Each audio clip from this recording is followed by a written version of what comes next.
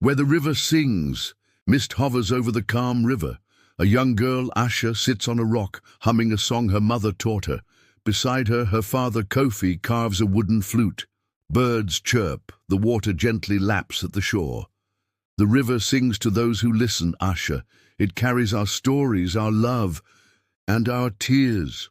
Curious, Asha replied, and when it stopped singing, Kofi, smiling but distant, said, "Then it's time to listen to the silence." Asha laughs, unaware of the storm brewing in their lives. Later that night, a heavy rain pounds the thatched roof. Inside, Asha's mother, Savannah, lies on a mat, her breath shallow, face drenched in sweat. Kofi kneels beside her, his hands trembling as he holds hers. Asha sits nearby, eyes filled with fear.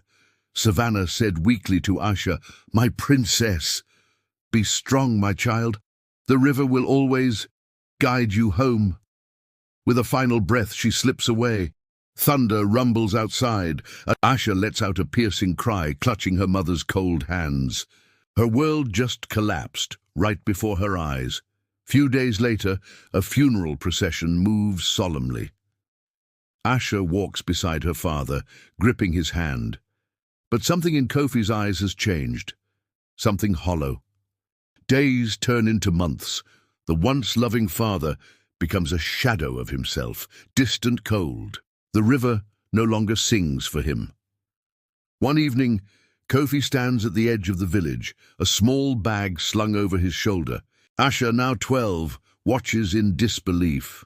"Baba, where are you going?" Kofi answered her. "The city," avoiding her eyes. "I need to find work. But you said we had everything here." Kofi crouches, gripping her shoulders. His eyes glisten with unshed tears. Life is cruel, my dear, and sometimes we must go where survival calls." He presses the wooden flute into her hands, the last piece of himself he leaves behind. Then, without another word, he walks away. After the father had left home later that night, Asha clutches the flute, eyes fixed on the door, waiting for her father's return. Days become weeks, weeks become months. Kofi never returns. The village whispers. He abandoned his daughter. The city swallowed him, poor child. But Asha does not cry. She had learned to survive. Asha does not beg. She works, fetching water, grinding millet, helping the older women at the market for a few coins or scraps of food. Nights are the hardest. Alone in the hut, she clutches the wooden flute, pressing it against her chest. It's all she has left of her father. One evening, she sits by the river, staring at her reflection, whispering to herself, "Papa, why didn't you come back?" The river does not answer. Many years passed. As she grows, the kindness of the villagers fades. By 16, the whispers turn sharper. She's old enough to be married. A girl alone can't last forever. A wealthy, elderly man makes an offer for her hand. Asha refuses, but in a village where traditions reign, her refusal makes her a target. One night, a relative storms into her hut, speaking harshly to her, "You think you can live alone forever? You will marry him." Asha shakes her head, her hands gripping the flute. "You're stubborn, just like your father, and look where it got you." Tears sting her eyes. That night, as the village sleeps, Asha makes a decision. She gathers what little she has, a few clothes, a small bag of food, and the flute, and slips into the night. She does not look back. Asha walks for days, traveling from one village to another, sleeping under trees, begging for food when necessary. She plays her flute at small gatherings, earning a little in return. Finally, she reaches a town where she hears the name that has haunted her for years: Nairobi. When Asha arrives, the city is nothing like she imagined. It is loud, fast, unforgiving. She learns quickly to adapt to city life, using her flute to survive. Now 20, Asha walks through a bustling Lagos market, dressed in rags, her face hardened by time. She plays her flute at street corners, earning a few coins.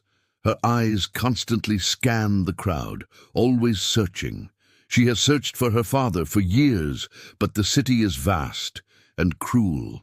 One night, as she plays under a bridge, she hears a familiar voice, hoarse, broken. "Spare some change, please." She turns, sees him. Kofi, now aged beyond his years, weak, unshaven, sits under a ragged blanket. He does not recognize his own daughter. Asha's voice shaking, "Papa, it's me." Kofi squints, confused. Kofi whispers, "Ash!" Realization crashes over him. Tears flood his eyes. He reaches out, but she steps back. Asha with a broken voice, "You left me. I waited for you every day. You never came." Kofi sobs, ashamed. "I was lost, Asha. I failed you." A long silence. "You were right, Papa. The river." It stopped singing. She places the wooden flute in his lap. "But maybe we can make it sing again." A single tear rolls down Kofi's cheek as he clutches the flute, the only thing he left her. Moral lessons. Where the river sings is a story of love, loss, and the strength to endure. It reminds us that even when the world turns silent, hope can still whisper through pain. Family can fail us, but the courage to survive and forgive keeps us going. In the face of tradition and hardship, Asha stood firm, proving that true strength lies not in what we've lost, but in how we rise. And sometimes all it takes to make the river sing again is a single note from the heart. Thanks for watching. Kindly hit the like button, share and subscribe to watch more of our interesting stories.